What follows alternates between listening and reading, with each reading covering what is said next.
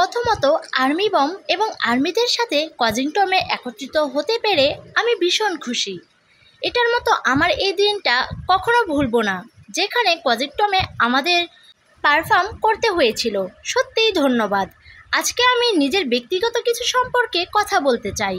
আমি যদি এখন এটা না করি, আমার মনে হয় না আমি কখনো এটা করতে পারবো। সম্প্রতি অনেক ভক্ত আমাকে জিজ্ঞাসা করেছেন, তেয়ং তোমাকে দেখতে এত বিষণ্ণ এবং হতাশ লাগছে।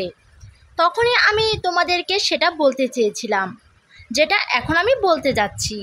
আমি তখনই বলতে চেয়েছিলাম, কিন্তু তখন বলার কোনো ভাষাই ছিল না। তার জন্য এখন কজিংটনে আমি তোমাদের সেটা বলতে চাই। আমার দাদি কিছুদিন আগে মারা গেছেন। আমার দাদি সেপ্টেম্বরের 3 তারিখে পৃথিবী ছেড়ে চলে গেছেন এবং তখন আমি আমার দাদির মৃত্যুর খবর শুনতে পাই। তখন আমি ফিলিপাইনে ছিলাম। সে আমাকে 14 বছর লালন পালন করেছেন এবং সে আমার কাছে আমার একজন অভিভাবকও ছিল।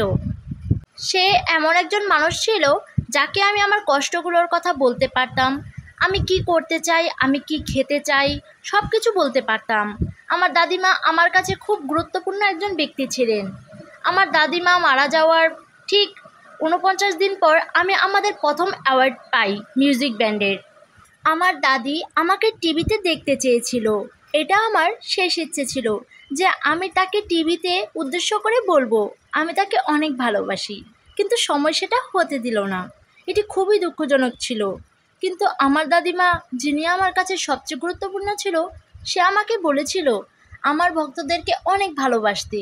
সত্যি আমরা যে আজকে কজিংটনে দাঁড়িয়ে আছি এবং সবার মনোযোগ আকর্ষণ করতে পেরেছি, এটা সত্যি তোমাদের সবার জন্য। আমার দাদিমা, আমার মনে হয় সে ওই দূর আকাশ থেকে আমাকে সাপোর্ট করে যাচ্ছে। আমি তাই বিশ্বাস করি এবং আরও কঠোর পরিশ্রম করব।